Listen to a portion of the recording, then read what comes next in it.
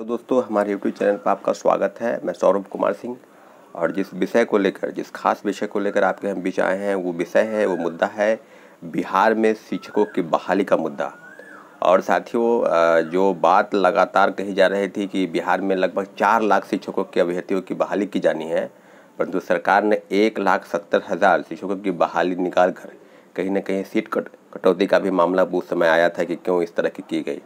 और कल निश्चित रूप से ये बहुत ही गलत हुआ है, बहुत ही एक मुझे लगता है, जहाँ तक मैं समझता हूँ, कि यह शिक्षक अभ्यर्थियों के लिए काला कानून जैसा है।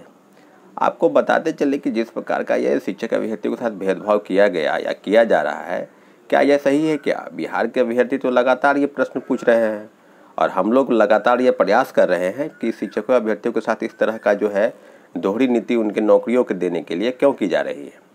आप जिस प्रकार से बात कर रहे थे, लगातार हम लोग 2019 से ही लोग जो सीटेट क्वालिफाई थे, वो लोग बात कर रहे थे कि 7वें चरण की नियुक्ति की प्रक्रिया जो है सरकार शुरू करेगी। और ये कह भी रहे थे, शिक्षा विभाग की तरफ से लगातार बैठक हो रही थी। सरकार के जो प्रतिनिधि थे या सरकार के अधिकारी जो थे, शिक्षा विभाग के सचिव, प्रधान सचिव, सब लोग ये कह रहे थे कि हाँ, हम लोग 7वें चरण की नियुक्ति करने जा रहे हैं, और उसमें जो है सो उन लोगों को जो है जल्द से जल्द जो 6ठे चरण के जो वैकेंट सीट है उनको और 7वें चरण में जोड़ते हुए उनको हम सीट निकालेंगे। और पिछले लगभग 1 वर्षों से कोई ऐसा महीना नहीं है, कोई ऐसा दिन नहीं है कि ये लोग आंदोलन नहीं कर रहे हैं।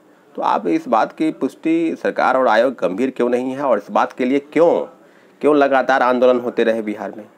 अगर आप गंभीर नहीं हैं, आपकी बातों को कोई असर नहीं है, तो लगातार लोग बैठ के ये कर रहे थे कि हम ये कर लेंगे, हम इस महीने नियुक्ति प्रक्रिया करा देंगे, कैबिनेट से मंजूरी मिलने जा रही है। और बहुत आश्चर्य और घोर आश्चर्य तो तब हुआ जब शिक्षा मंत्री ट्वीट करके मीडिया को बुलाते हैं और कहते हैं कि 7वें चरण की नियुक्ति की प्रक्रिया के लिए हमने कैबिनेट में साइन कर दिया है, हमने मुहर लगा दी है, और जल्द से जल्द कैबिनेट की मंजूरी मिल जाएगी। परंतु हुआ कुछ नहीं। उनकी बात झूठ की झूठ निकली। विधानसभा में माननीय मुख्यमंत्री जी ने स्पष्ट कर दिया कि कैबिनेट की मंजूरी के बाद ही कोई सूचना मीडिया में या न्यूज़पेपर में या लोगों को दी जाती है, परंतु आपने जो किया है वो बिल्कुल गलत है, बिल्कुल झूठ है, ऐसी कोई बात नहीं है। तो स्पष्ट हो गया कि शिक्षा मंत्री तक को पता नहीं है कि क्या कैबिनेट की मंजूरी शिक्षा विभाग में या शिक्षकों की बहाली में या शिक्षा संबंधित कोई भी मामला में उनकी क्या चलती है। इस बात से आप अंदाज़ा लगा सकते हैं। और ये चंद्रशेखर जी जो है, प्रोफेसर चंद्रशेखर जी कितने बड़े ज्ञानी हैं, आप इस बात से समझ सकते हैं कि कभी रामचरितमानस पर, कभी गीता ज्ञान पर, कभी जाति पर, कभी धर्म पर आदि चीज़ों पर उनका व्याख्यान होता है। तो इन सब चीज़ों से, मुद्दा से लोगों को भटकाया गया। और अभी जो बात वर्तमान स्थिति है कि बिहार में शिक्षकों की बहाली को लेकर जो 4 लाख अभ्यर्थी थे, अब हो गए हैं 1,70,000। और कौन कौन लोग अपियर होंगे? देखिए, पहले जो नियोजित शिक्षक थे, जिनकी बात की जाती है वो 4 लाख हैं, वो बैठेंगे। जिनको राज्यकर्मी का दर्जा दिया जाएगा, राज्यकर्मी का दर्जा दिया जाएगा, तो उनके लिए एक अलग से आप ले लेते, अलग से उनके राज्यकर्मी का उनको दे देते दर्जा। और शिक्षकों की बहाली, जैसे ही ये सूचना मिली कि बीपीएससी बहाली होगी, तो हम लोग को बहुत खुशी हुई कि 4 तरह के शिक्षक इस राज्य में बहाल होने जा रहे हैं। पहले एक रेगुलर वाले जो लालू जी के समय में थे, जिनकी वैकेंसी निकाली गई, और शिक्षक वो बहुत बढ़िया शिक्षक थे। उसके बाद हुए ठेके पर आए बहाल, मुखिया द्वारा, पंचायत समिति, पंचायत प्रतिनिधि द्वारा जो नियुक्ति हुए, डिग्री दिखाओ नौकरी पाओ। किस प्रकार की बहाली हुई आप सबको पता है, बिल्कुल पैसे देकर लोगों की बहाली की गई। तीसरे पर जो सीटेट और बीटेट क्वालिफाई थे, जिनका परीक्षा हुआ और वो आए। और ये चौथे तरह के शिक्षक बीपीएससी से आने वाले हैं, जिनको राज्यकर्मी का दर्जा मिलेगा, वेतन, और वेतन की बात की जाए, लोग बहुत बता रहे थे कि हैंडसम पेमेंट मिलेगा, तो 36,000 से लेकर 55,000 तक ही उनका वेतन है। तो आप समझ सकते हैं कि किसी स्कूल में किसी चपरासी का वेतन भी लगभग 50,000 रुपये के आसपास है, और उनका इस तरह का वेतन, शिक्षकों का वेतन होने जा रहा है। अभी जो निराशा है, तो अभी स्पष्ट हो गया ना कि आप जो है सो क्या चाहते हैं। अभी लगातार ये जिस दिन से नियमावली, बिहार राज्य शिक्षक भर्ती नियमावली जो 2023 पारित हुआ है, उसमें लगभग 8-10 दिन में दर्जनों संशोधन हुए। इतने संशोधन हुए कि उस पर कहना मुश्किल है कि कितना आगे क्या क्या होने वाला है।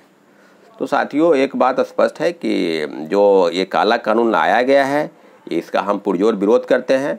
और जब तक इसका वापस नहीं हो जाता, तब तक हम लोग बिहार के जितने भी शिक्षक, छात्र, नेता हैं और सत्ताधारी अभ्यर्थी हैं, लगातार हमको फ़ोन कॉल या मैसेज आ रहे हैं, कल 4-4, 5-5 डिबेट में हम शामिल थे, और डिबेट में शामिल होने के अनुभव के आधार पर लोगों का जो पार्टी प्रवक्ताओं का जो बयान है उससे स्पष्ट होता है वो तो मोदी सरकार पर हमलावर है। कह रहे हैं कि 9 साल बेमिसाल, 9 साल में क्या हुआ। अरे बिहार में भी तो ये बताइए ना जी कि बिहार में जो नौकरी निकलती है उसमें क्या बहाली में धांधली नहीं होती है? क्या परीक्षा कराने वाली एजेंसी जो है, क्या वो पेपर लीक का मामला सामने नहीं आता है? कोई ऐसी बताइए परीक्षा, चाहे सचिवालय सहायक की परीक्षा हो, या दरोगा की परीक्षा हो, या इन्फोर्समेंट की परीक्षा हो, चाहे सिपाही की परीक्षा हो, तमाम जगहों पर सब परीक्षा में पेपर लीक का मामला सामने आता है। और अभी जो शिक्षकों की बहाली का मामला है, तो इनका दिल इतना बड़ा कैसे हो गया भाई? पहले आपने कहा कि डोमिसाइल नीति लागू करते हैं, तो बहुत हम लोग को लगा कि चलिए कम से कम 1,70,000 शिक्षकों की बहाली हो जाएगी और बिहार के लोगों को एक बड़े पैमाने पर नौकरी की जो उम्मीद थी वो मिल जाएगी। उसके बाद आपने कहा कि महिलाओं को हम आरक्षित करेंगे। उसके बाद आपने कहा कि जो जो हम लोग की लगातार मांग होती रहेगी, सीटेट जो अपीयरिंग वाले होंगे जुलाई में जो एग्ज़ाम देंगे उनको भी इस परीक्षा में बैठने का मौका मिलना चाहिए। तो उन सब संशोधनों को आपने धीरे धीरे ठीक किया, परंतु ये जो आंदोलन, ये जो आपने काला कानून लाया है, ये बिल्कुल छात्र हित में नहीं है, अभ्यर्थियों के खिलाफ है। क्योंकि जो आप बता रहे हैं कि हम मौका देना चाहते हैं, क्योंकि आज पढ़ रहे थे न्यूज़पेपर, चंद्रशेखर जी बोल रहे थे कि सीटें जो है वैकेंट रह जाती है, इसलिए सीटें खाली न रहे, इसलिए हम देश के लोगों को आमंत्रित कर रहे हैं। पूरे देश के लोगों को आप कर दीजिए आमंत्रित, और बिहार के लोग कहीं दूसरे स्टेट में जाएंगे तो वहाँ हर जगह लगभग सिविल सेवा की परीक्षा छोड़ दी जाए तो हर जगह डोमिसाइल नीति लागू है। कहीं अगर है भी तो 10 से 15% ही वो रिजर्वेशन है कि उस स्टेट के बाहर के लोगों को उसमें बैठने का मौका दिया जाए। ये तो खुली चुनौती है कि आप आइए और नौकरी लेकर जाइए। इसका मतलब स्पष्ट हो गया कि बिहार सरकार, बिहार में जो लोग बैठे हैं, सत्ता में जो लोग बैठे हैं, और पिछले कुछ दिन पहले जो एक बैठक हुई बिहार में, किसी पॉलिटिकल पार्टी की बहुत बड़ी बैठक थी, और प्रधानमंत्री बनने के लिए, कोई मुख्यमंत्री बनने के लिए, कोई मुख्यमंत्री बनने के लिए की जो चाहत है उसको लेकर जो बैठक थी, महाबैठक जिसको कह सकते हैं, उस बैठक के बाद और ये शिक्षक बहाली में जो काला कानून आया है, इस काला कानून को आप समझ सकते हैं कि देखने के बाद एक बात स्पष्ट हो गया है कि सरकार की मंशा बिल्कुल साफ नहीं है। आपका दिल इतना बड़ा हो गया तो आप उन लोगों के बारे में सोचिए ना, जब हम लोग बिहार के लोग किसी दूसरे स्टेट में परीक्षा देने नहीं जा सकते हैं सिविल सेवा के अलावा, और दूसरी जगह जब जाते हैं तो बिहारी होने के नाम पर उनको अपमानित किया जाता है, लाठी डंडा से पीटा जाता है, खदेड़ा जाता है। अभी हाल में ही तमिलनाडु में हुआ ना, आप सबक नहीं सकते, कभी महाराष्ट्र में होगा, कभी गुजरात में होगा, तमिलनाडु में होगा, कभी आंध्र प्रदेश में होगा। तो तमाम जगहों पर बिहार के लोग जाते हैं नौकरी के लिए, या सरकारी नौकरी या मजदूरी करने, तो बस मजदूर बनना है। यहाँ तो लोगों को नौकरी मिलेगी। हम आपको बिल्कुल दावे के साथ कह सकते हैं कि जो शिक्षकों की बहाली होगी उसमें 80% शिक्षक बिहार के अलावा किसी दूसरे स्टेट के होंगे। मैं बिल्कुल दावे के साथ कह सकता हूँ। अब आप कहेंगे कि दूसरे स्टेट वाले 50% ही आएंगे, तो 50% आएंगे ना। आप इस बात की गारंटी क्या देते हैं जब बिहार के लोगों को नौकरी ही नहीं मिलेगी? आप लगातार ये बात बढ़ता, आपका दिल इसलिए बड़ा हो गया क्योंकि आपको प्रधानमंत्री बनना है, लोगों के बीच सहानुभूति लेनी है।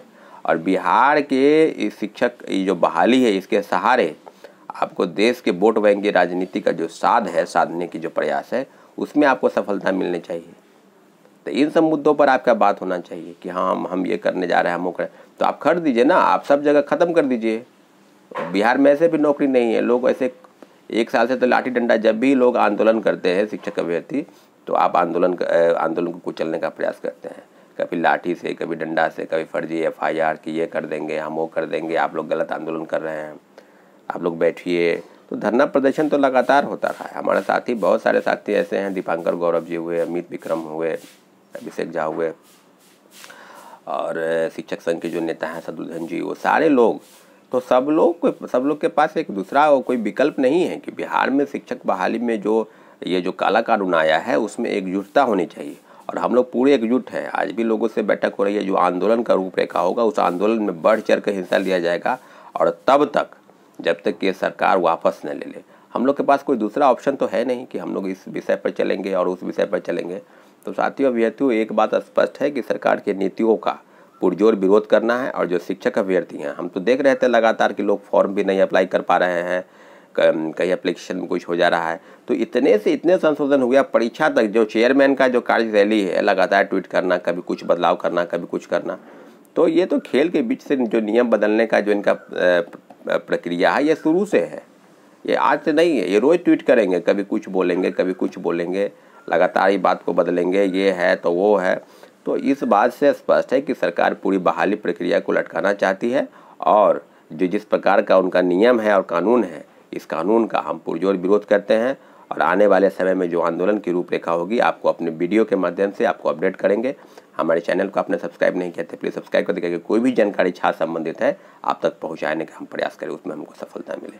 निश्चित रूप से धन्यवाद।